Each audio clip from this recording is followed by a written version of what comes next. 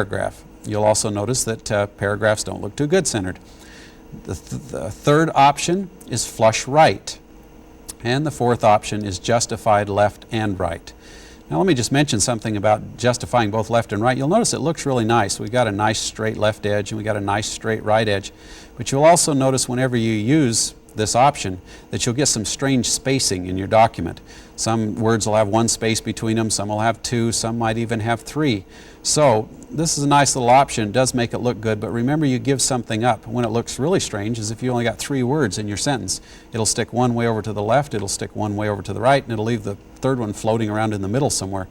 I found that the key to using this is very narrow columns. There's a lot of space to fill, and it looks really nice, dual justified, if you've got narrow columns. When you get 8.5 by 11, you can really get some strange looks sometimes. So again, let's go through the 4 options. We can go flush left, we can go centered, we can go flush right, and we can dual justify it both left and right. Now, as I mentioned, paragraphs don't look too good centered. Headlines look great centered. So if I come up here and select my headline and hit centered, it will center my headline.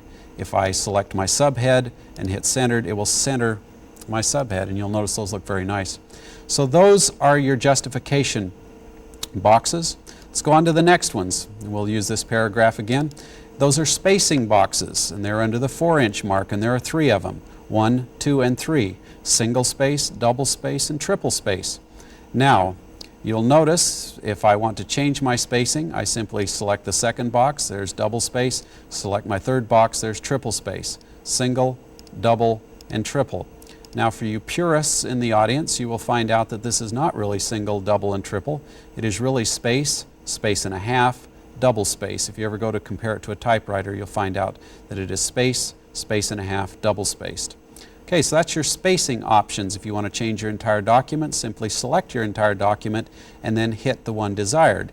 If you want to start a document, just go ahead and select that to begin with, and of course it'll affect whatever you're going to type. The next little option, under the 5-inch mark, there are 2 boxes. The one that is already selected and a second one. I have a certain way that I like to type. You'll notice in this document that I single space all of my paragraphs, and then you'll notice I double space in between paragraphs. And for most of you, if you want a double space in between paragraphs, you'd hit your carriage return twice. Well, in Microsoft Word, they've made that a little easier, and that is they put a little box that if you will select this, excuse me, they will automatically give you 2 spaces every time you hit a carriage return. So the second box, when selected, will give you 2 spaces every time you hit a carriage return, which is normally for most of us between paragraphs. Now, for you 3.02 users, you remember a little X sitting over here. The little X cancel all your commands in your ruler. You will now notice that there is a little scale icon, and we'll be using that in a few minutes. So those are the options between the 3 and the 5-inch mark. All right, now what we want to do is we want to go into margins. We want to set margins. Now, setting margins in Microsoft Word is extremely simple, and I found that the best way to remember that is, again, to remember back a few years and to remember back to the old manual Royal typewriters. We used to have these big, heavy typewriters. We use them for anchors nowadays, but they had these big manual typewriters. And to set a margin, you'd go up on top of the carriage, and there was a ruler along the carriage. And there was a button up on the top of the ruler, and you'd push that button down, and you'd move it over to where you wanted your margin and let go, and that became a hard, fast margin. Then if you started to type and didn't do a carriage return, you'd just type over the same letter over and over again. Well, Microsoft Word setting margins is exactly the same. So let's go back here to the computer for a moment.